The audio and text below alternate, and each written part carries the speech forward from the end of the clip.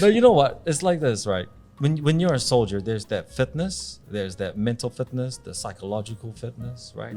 But then it's funny because when you encounter these things, like we just watched that, there's another element, and that element is it's something else. It's something totally different. It's like the sixth sense.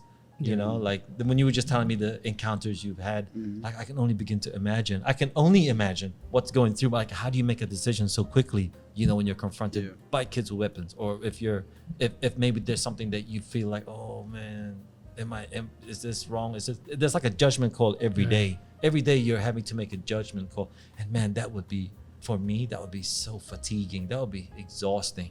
I think it's more exhausting making those decisions than it is to run up a mountain with the actual gun. I think making the decision. Dude, imagine when they run up a mountain. You have to imagine the elements they're in, okay? Yeah. Okay, imagine this. They're in their uniform. Yeah. It's a rainy day. And then becomes hot. Yeah. And then it rains again. They haven't showered for weeks. I know. Like Survivor. Dude, I felt that. Dude, I felt that. But not with the full battle gear. I just had shorts and a t-shirt. Okay, the full battle gear. I just had some trunks, bro. That's it. Wet socks. Yeah. Wet boots. That's crazy. Blisters all over their feet. Wow. Wet balls. Blisters, bro. Sandy balls. Blisters right there in between their balls and their thighs. Yeah. And their butt cheeks blistered. Wow.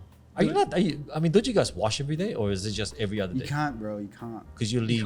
You'd leave. Yeah, You leave a mark. You'd leave a mark. Yeah, well, I don't talk like that, but yeah, you'd leave traces of yourself. I guess what you're saying, and right? it's also a danger zone because if you're gonna take a shower, you're gonna do it by the stream, and the stream is like a kill zone. Oh yeah. So you can't do it. It's a violation of standard operating. That's the difference between an standing operating Got you. procedures. Yeah. with That's SF crazy. Rangers. They don't do that. That's amazing. That is amazing, man. I've always been intrigued by that. I think I'm like you, man. In another life, I would have been a soldier if I could pick a profession. There's a soldier in all of us. Right. There's a soldier in all of us. But like you said, man, like it's all well and good to want to be a soldier, but then when it comes down to it and you get caught in a firefight, have you actually? That's one thing I want to ask. Have there ever been moments where you're in a firefight and then like the guy on your right all of a sudden panics and breaks and then they cave in? No, And then you're having to pick up the load. You're having to.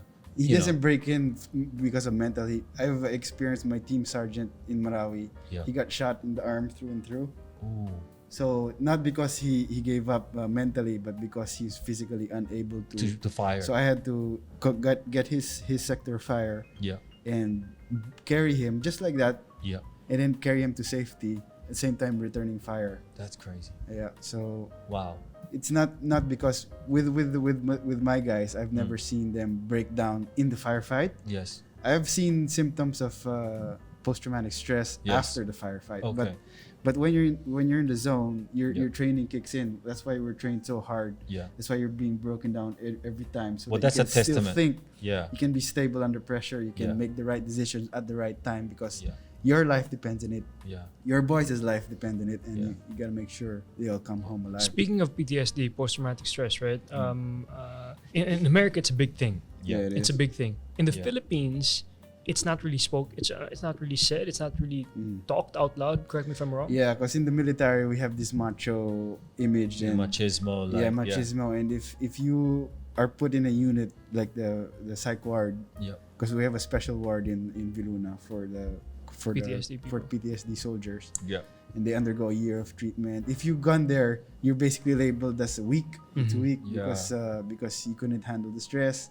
Okay. Mahina kang nilalang. Yun yung term sa'yo. So Got you. So can you say being Hindu, your religion, your faith, your beliefs has helped you cope up with all these things? yeah, actually for a long time, because I lost 9 of my close friends. One of my best friends in Marawi. Okay. They died there, and I suffered. I honestly can admit now that I was undergoing some post-traumatic stress, Yeah. and it affected me mentally, how my mood, and I couldn't sleep for quite some time. Yeah. And other soldiers, they resort to drinking. They resort You don't to- drink, right? I don't drink. I've never drunk Okay. alcohol, but I use alcohol against COVID. So Okay. I just beside the point. Yes. What really helped me, brother, is meditation and yoga. Yeah. And that helped me calm my mind. And then He does a lot of yoga, and he lets a squad and his people do yoga with him. yeah, I use yoga for warriors, putting warriors at ease. Yeah. So we do a lot of mental breathing exercises, Yes. stretches, and mental coaching. So I coach my my brothers. I feel like they're my brothers. They're closer to me course. than my actual blood brothers. Of course. So I coach them. We're more like a family. Mm-hmm. That's the thing and the best part of them being in the military. Yeah. Is you get to share this experience and this bond with this band of brothers. Yeah. It's really like a band of brothers, man. Well, I believe it. And then there, that's how I help my boys through yoga meditation. Well, what you described there was essentially decompression, right? So you decompress from this Debriefing, we call it debriefing. Yeah, okay. So like when these guys go to these big crazy activities where it's like crazy mentally stimulating and they're under pressure and they're under fire, then you do breathing exercises and meditation to try and decompress from the whole activity and like you said, like debriefing in your case. Even in fitness, it's the same thing, man. Like you know what, you'd be surprised. Like most of the people that I train, I always encourage them to decompress. Breathing, meditation, stretching, all those types of things. They really, really work. But in a heightened situation like yours, it would be a totally different. With meditation, the most important thing is knowing your purpose, why you became a soldier in the first place. Yeah. You remembered why you entered this shit. Why do you have to make your life so miserable? Why can't you just chill in Alabama? Yeah. So be married. Do a podcast and work out with Raymond Gutierrez. Yeah. So I remind them what the purpose of why they became a soldier, and and the bottom line is it's because it's a service, a service to the country and service to your family, and most importantly, service to God. Yeah. So that's what you hold dear. Yeah. That's why that gives you a different kind of strength that lets you overcome the stress and the life of perpetual constraints. Yep. So you can overcome all of these challenges because you remember, I'm doing this for my country, not doing it for yourself, for your glory, because you can get glory in other things. And It's funny, and it's funny you say that, right? It's funny you say that because a lot of I've had individuals like ask me like, hey, look, man, like, can you train me because I want to go and like join PMA or like be in the army, or I wish I was in special forces. And I tell these guys, listen, man, those guys have a totally different point of view of why they want to be like a soldier. Their mindset's different. Totally different. They're not thinking like an athlete, like I want to score some points or want to get a endorsement for some shoes.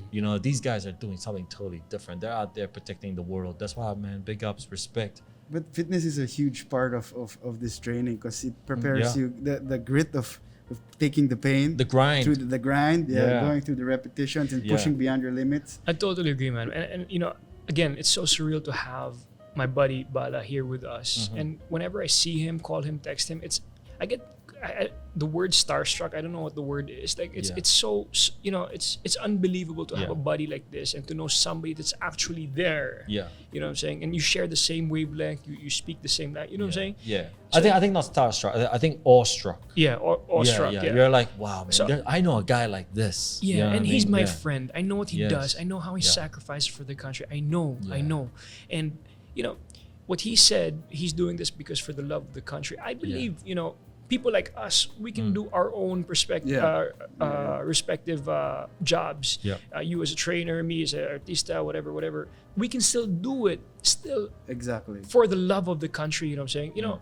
At home, I just have a little story. At home, in front of the house, is the clubhouse, and there's a Filipino flag there, and they started doing flag racing every Monday, etc. And it just gives me goosebumps, bro. Whenever I look at that Filipino flag, it's a different feeling. It's the most beautiful flag out there. Nothing's nicer, nothing's more beautiful, nothing's fresher. It's not just how it looks, but how it feels. Yes. You know what I'm saying? When you see our flag's different, bro. The patriotism, right? It's different. I get you. And I think, okay, our government's not perfect, my mom's not perfect, my dad's not perfect, but in the end of the day, you gotta be the best person, the best son, the best citizen, the best example you can be for the other person beside you. Yeah.